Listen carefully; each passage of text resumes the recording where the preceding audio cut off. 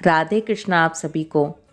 आज की वीडियो में हम सुनेंगे शुक्रवार के दिन कहीं सुनी जाने वाली संतोषी माता के व्रत की कथा। शुक्रवार के दिन माँ संतोषी का व्रत पूजन किया जाता है। इस पूजा के दौरान माता की आरती, पूजन और अंत में संतोषी माता की कथा सुनी जाती है। चलिए अब कथा शुरू करती हूँ। बहुत समय पहले की बात है। एक बुढ़िया थी। उसके 7 बेटे थे। 6 कमाने वाले थे जबकि एक निकम्मा था। बुढ़िया 6 बेटों की रसोई बनाती, भोजन कराती और उनसे जो कुछ झूठन बच जाती वो 7वें को दे देती।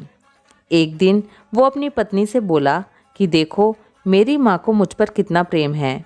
तब उसकी पत्नी बोली, क्यों नहीं, सबका झूठा जो तुमको खिलाती हैं। तब वो बोला कि ऐसा तो हो ही नहीं सकता, मैं जब तक आंखों से ना देख लूं मान नहीं सकता। तब उसकी बहू हंसकर बोली, देख लोगे तब तो मानोगे ना। कुछ दिनों बाद कोई त्योहार आया। घर में 7 प्रकार के भोजन और चूरमे के लड्डू बने। अब उसने सोचा कि आज का दिन बिल्कुल सही है ये जांचने के लिए कि माँ क्या करती है। जांचने के लिए उसने सिर दुखने का बहाना किया और पतला सा कपड़ा ओढ़कर रसोई में सो गया। उस कपड़े में से वो सब कुछ देखता रहा। 6 भाई भोजन करने आए।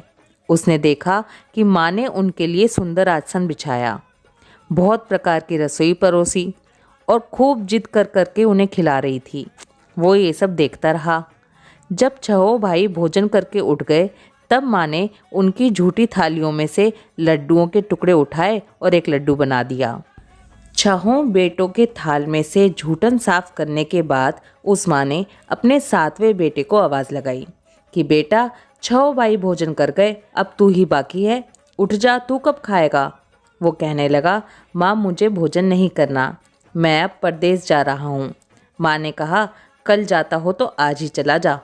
वो बोला, हाँ माँ आज ही जा रहा हूँ, क्योंकि उसका दिल अंदर से बहुत ही दुखी था। ये कहकर वो घर से निकल गया। चलते समय उसे अपनी पत्नी की याद आ गई। उसकी पत्नी गौशाला में उपले थाप रही थी। अपनी पत्नी के पास जाकर वो बोला, मैं अब परदेश जा रहा हूँ, कुछ समय बाद लौटूंगा, तुम संतोष से यहाँ पर रहना। और उसकी पत्नी ने कहा कि आप खुशी खुशी जाइए, भगवान आपकी रक्षा करे, मैं तो यहाँ भगवान भरोसे रह लूँगी, लेकिन आप मुझे अपनी कोई निशानी देकर जाइए। तब वो कहने लगा कि मैं तुम्हें क्या दूं, मेरे पास तो कुछ भी नहीं है, बस ये एक अंगूठी है, यही तुम रख लो और बदले में मुझे भी अपनी कोई निशानी दे दो। उसकी पत्नी कहने लगी, मेरे पास क्या है, बस ये गोबर से भरे हाथ हैं। ये कहकर उसने अपने पति की पीठ पर गोबर से भरे हाथों की एक थाप मार दी। तब वो वहाँ से चल दिया। चलते चलते दूर देश में पहुँचा। वहाँ एक साहूकार की दुकान थी। वहाँ जाकर कहने लगा, भाई मुझे नौकरी पर रख लो। साहूकार को ज़रूरत भी थी। वो बोला, रह जा। लड़के ने पूछा कि तनख्वाह क्या दोगे। साहूकार ने कहा, काम देखकर दाम मिलेंगे। साहूकार की नौकरी मिली। वो सुबह 7 बजे से लेकर रात के 10 बजे तक नौकरी बजाने लगा। कुछ ही दिनों में दुकान का सारा लेन देन, हिसाब किताब, ग्राहकों को माल बेचना, सारा काम करने लगा। साहूकार के 7-8 नौकर थे। वो सब चक्कर खाने लगे कि ये तो बहुत होशियार बन गया है। सेठ ने भी उसका काम देखा और 3 महीने में ही उसे आधे मुनाफे का हिस्सेदार बना लिया। वो कुछ वर्ष में ही नामी सेठ बन गया और मालिक सारा कारोबार उस पर छोड़कर तीर्थ यात्रा पर चला गया। इधर उसकी पत्नी को सास ससुर बहुत दुख देने लगे। सारी गृहस्थी का काम करा के उसे लकड़ी लेने जंगल में भेजते। उसके पीछे से घर के आटे से जो भूसी निकलती उसकी रोटी बनाकर उसके लिए रख देते। फूटे नारियल की नारेली में उसको पानी देते। एक दिन वो लकड़ी लेने जा रही थी। रास्ते में बहुत सी स्त्रियां मिली जो संतोषी माता का व्रत कर रही थीं। वो भी वहाँ खड़ी हो गई और कथा सुनने लगी। जब कथा समाप्त हुई तो उसने पूछा, बहनों तुम किस देवता का व्रत करती हो और उसको करने से क्या फल मिलता है? यदि तुम इस व्रत का विधान मुझे समझाकर कहोगी तो मैं तुम्हारा बड़ा एहसान मानूंगी। तब उनमें से एक स्त्री बोली, सुनो, यह संतोषी माता का व्रत है। इसके करने से निर्धनता, दरिद्रता का नाश होता है। जो कुछ मन में कामना हो सब संतोषी माता की कृपा से पूरी होती है। तब उसने कहा कि मुझे इस व्रत की विधि भी बताओ। तब वो लड़की बोली, 1.25 आने का गुड़ चना लेना, इच्छा हो तो 5.25 का लेना या 1.25 रुपये का भी सहूलियत के अनुसार ले लेना। बिना परेशानी और श्रद्धा और प्रेम से जितना भी बन पड़े सवाया लेना। प्रत्येक शुक्रवार को निराहार रहकर कथा सुनना। इसके बीच क्रम टूटना नहीं चाहिए। लगातार नियम का पालन करना। सुनने वाला कोई न मिले तो घी का दीपक जलाकर उसके आगे या फिर जल के पात्र को सामने रखकर उसके आगे कथा कहना। जब कार्य सिद्ध ना हो नियम का पालन करना और कार्य सिद्ध हो जाने पर व्रत का उद्यापन करना। तुम पूरे विश्वास के साथ ये व्रत करना। 3 महीने में माता फल पूरा करती ही हैं। यदि किसी के ग्रह बहुत खोटे भी हों तो भी माता वर्ष भर में कार्य सिद्ध करती हैं। फल सिद्ध होने पर उद्यापन करना चाहिए। कभी भी बीच में उद्यापन नहीं करना चाहिए। उद्यापन में 2.5 सेर आटे का खाजा तथा इसी परिमाण से खीर तथा चने का साग करना। 8 लड़कों को भोजन कराना। जहाँ तक मिलें देवर जेठ भाई बंधु के हों और अगर ना मिलें तो रिश्तेदारों और पास पड़ोसियों को बुलाना। उन्हें भोजन कराकर यथाशक्ति दक्षिणा देकर माता का नियम पूरा करना। उस दिन घर में खटाई मत खाना। यह सुन वो बहू आगे के लिए चल दी। आगे रास्ते में जाकर उसने लकड़ी के बोझ को बेच दिया और उन पैसों से गुड़ चना लेकर माता के व्रत की तैयारी करके आगे चल दी। सामने मंदिर देखकर पूछने लगी कि ये मंदिर किसका है। तब सब लोगों ने बताया कि ये संतोषी माता का मंदिर है। ये सुनकर माता के मंदिर में जाकर चरणों में लौट गई। दीन हो विनती करने लगी, माँ मैं निपट अज्ञानी हूँ, व्रत के कुछ भी नियम नहीं जानती, मैं दुखी हूँ। हे माता, हे जगत जननी, मेरा दुख दूर करो, मैं आपकी शरण में हूँ माँ। माता रानी को दया आ गई। एक शुक्रवार बीता कि दूसरे शुक्रवार को उसके पति का पत्र आया और तीसरे शुक्रवार को उसके पति का भेजा हुआ पैसा मिल गया। यह देखकर जेठ जिठानी मुंह बनाने लगे और जो जेठ जिठानी के लड़के थे वो भी ताने देने लगे कि अरे काकी के पास पत्र आने लगे, अब तो रुपया आने लगा, अब तो काकी की खातिर बढ़ेगी। बेचारी सरलता से कहती, भैया कागज आए रुपया आए हम सभी के लिए अच्छा है। ऐसा कहकर आंखों में आंसू भरकर संतोषी माता के मंदिर में आकर कहने लगी, मातेश्वरी मैं आपके चरणों में हूँ। मैंने आपसे पैसा कम मांगा है माँ, मुझे पैसे से क्या काम है, मुझे तो अपने सुहाग से काम है, मैं तो अपने स्वामी के दर्शन मांगती हूँ। तब माता ने प्रसन्न होकर कहा, जा बेटी तेरा स्वामी आएगा। ये सुनकर खुशी से बावली होकर घर में जाकर काम करने लगी। अब संतोषी माँ विचार करने लगी कि इस भोली बेटी को मैंने कह तो दिया कि तेरा पति आएगा, लेकिन कैसे, वो तो इसे सपने में भी याद नहीं करता। तब माता रानी ने सोचा कि उसे याद दिलाने के लिए मुझे ही जाना पड़ेगा। इस तरह माता रानी उस बुढ़िया के बेटे के पास जाकर स्वप्न में प्रकट हो गई और कहने लगी, साहूकार के बेटे तू जाग रहा है या सो रहा है। तब वो कहने लगा कि माँ मैं तो सोता भी नहीं हूँ जागता भी नहीं हूँ, कहो आपकी क्या आज्ञा है। तब माता रानी कहने लगी, तेरे घर बार कुछ है कि नहीं। वो बोला, मेरे पास सब कुछ है माँ, माँ है, बाप है, बहू है, क्या कमी है। तब माता रानी बोली कि तू कितना भोला है। तेरी पत्नी घोर कष्ट उठा रही है, तेरे माँ बाप उसे बहुत परेशानी दे रहे हैं, वो तेरे लिए तरस रही है, घर जा और जाकर उसकी सूध ले। वो बोला, हाँ माता ये तो मुझे मालूम है, परंतु जाऊं तो कैसे जाऊं, परदेश की बात है, लेन देन का कोई हिसाब नहीं, कोई जाने का रास्ता नहीं आता, कैसे चला जाऊं।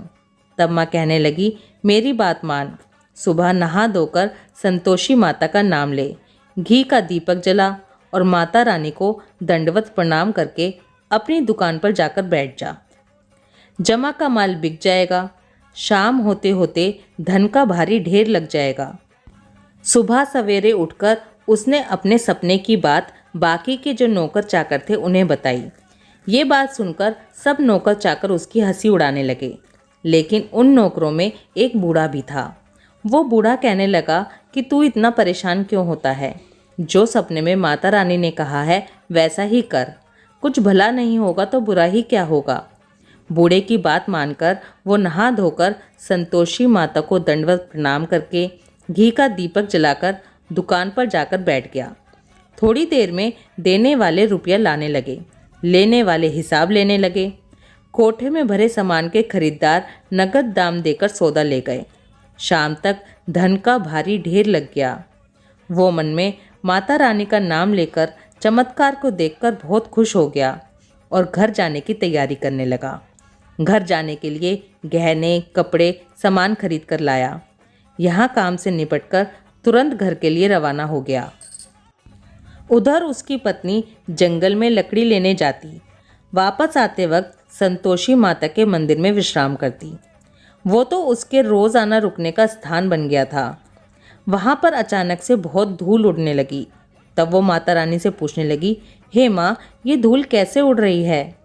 तब संतोषी माता कहती हैं, पुत्री, तेरा पति आ रहा है। अब तू ऐसा कर, लकड़ियों के 3 बोझ बना ले। एक नदी के किनारे रख, दूसरा मेरे मंदिर पर और तीसरा अपने सिर पर रख। तेरे पति को लकड़ियों का गट्ठर देखकर मोह पैदा होगा। वो यहाँ रुकेगा, नाश्ता पानी खाकर माँ से मिलने जाएगा। तब तू लकड़ियों का बोझ उठाकर जाना और चौक में गट्ठर डालकर ज़ोर से आवाज़ लगाना कि लो सासू जी, लकड़ियों का गट्ठर लो, भूसी की रोटी दो, नारियल के खेपड़े में पानी दो और फिर पूछना कि आज मेहमान कौन आया है।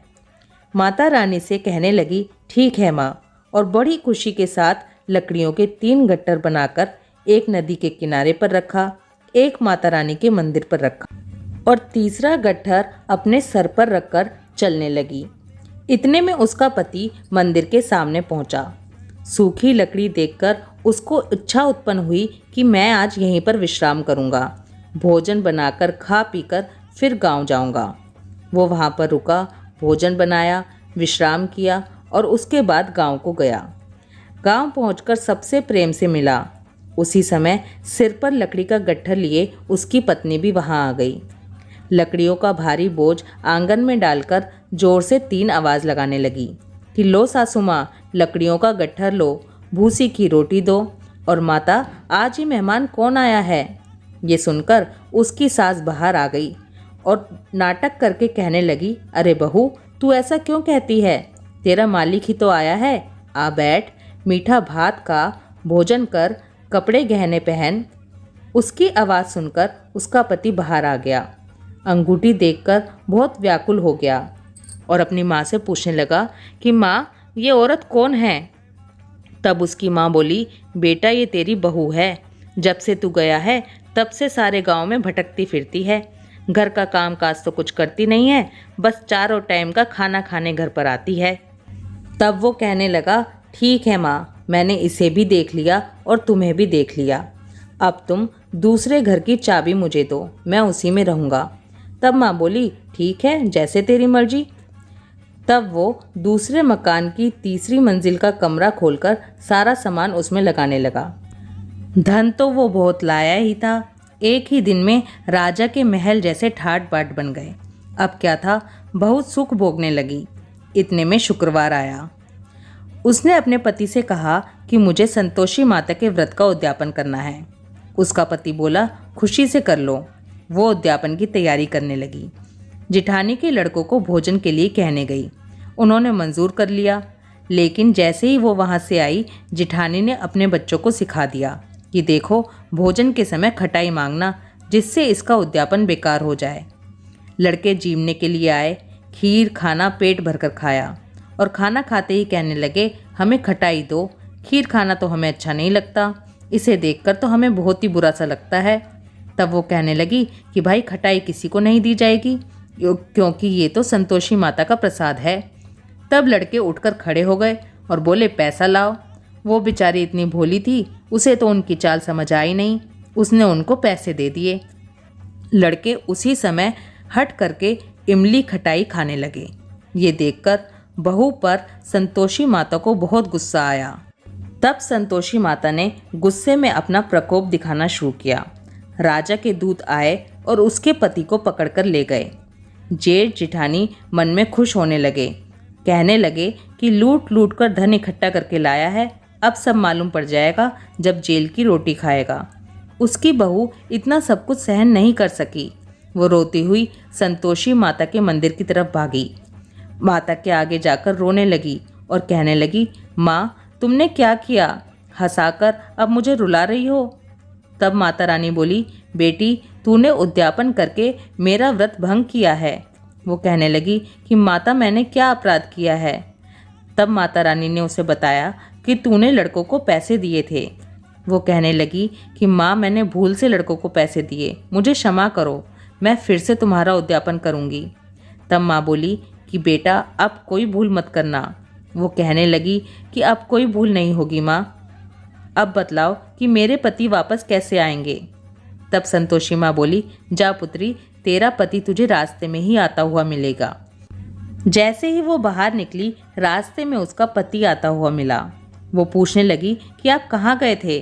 तब वो कहने लगा, इतना धन जो कमाया है उसका कर देने के लिए राजा के पास गया था, मैं कर भर के आया हूँ। वो खुश होकर बोली कि बहुत अच्छा हुआ, अब घर को चलो। कुछ दिनों बाद फिर शुक्रवार आया। वो बोली, मुझे फिर से माता रानी का उद्यापन करना है। पति ने कहा, खुशी खुशी करो। वो फिर से जेठ के लड़कों को भोजन के लिए ले आई। जेठानी ने फिर से बच्चों को सिखा दिया कि तुम लोग पहले ही खटाई मांग लेना। लड़के भोजन से पहले ही कहने लगे, हमें खीर नहीं खानी, हमें तो खीर बिल्कुल भी अच्छी नहीं लगती, हमें तो कुछ खटाई खाने को दो। वो बोली कि भैया खटाई तो किसी को नहीं मिलेगी, आना हो तो आओ। तब वो लड़के चले गए। फिर वो ब्राह्मण के लड़कों को बुलाकर लाई और भोजन कराने लगी। यथाशक्ति दक्षिणा की जगह एक एक फल उन्हें दिया। संतोषी माता बहुत ही प्रसन्न हुई। माता की कृपा होते ही 9वें महीने में उसके चंद्रमा के समान सुंदर पुत्र प्राप्त हुआ। पुत्र को पाकर रोजाना माता जी के मंदिर जाने लगी। माँ ने सोचा, ये रोज आती है, आज क्यों ना मैं भी इसके घर चलूं। इतना सोचकर माता रानी ने अपना भयंकर रूप बनाया। गुड़ चने से सना हुआ मुंह, ऊपर सूंड के समान होठ और उस पर मक्खियां भिन भिन कर रही थी। जैसे ही माता रानी ने देहली पर पैर रखा, ये देखकर उसकी सास चिल्लाई, अरे देखो रे, कोई चुड़ैल आई है, देखो कोई डाकिन आई है, लड़कों इसे भगाओ, नहीं तो ये किसी को खा जाएगी। लड़के भागने लगे, चिल्ला चिल्लाकर खिड़की बंद करने लगे। बहू ने ऊपर से रोशनदान में से झांक कर देखा और वो खुशी से पागल होकर चिल्लाने लगी कि आज मेरी माँ आई हैं, आज मेरी माता रानी मेरे घर आई हैं। बच्चे को दूध पीने से हटाती है और ज़मीन में पटक देती है। ये देखकर उसकी सास को बहुत गुस्सा आता है। वो बोलती है, अरे क्या बावली सी हुई जा रही है, बच्चे को भी तूने ज़मीन पर पटक दिया। इतने में माता रानी के प्रताप से उसके घर में लड़के ही लड़के नजर आने लगते हैं और वो अपनी सास से कहती है, सासू माँ, मैं जिस माता रानी का व्रत करती हूँ ये वही संतोषी माता हैं। माता रानी के आशीर्वाद से घर के सभी सदस्यों की बुद्धि ठीक हो गई। वो सभी के सब संतोषी माता के चरणों में गिर पड़े और माता रानी से विनती करके कहने लगे, हे माँ, हम सब मूर्ख हैं, अज्ञानी हैं, तुम्हारे व्रत की विधि हम नहीं जानते। व्रत भंग करके हमने बहुत बड़ा अपराध किया है।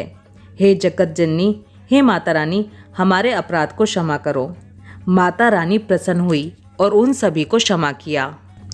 अब तो सभी लोग उस परिवार में खुशी खुशी रहने लगे।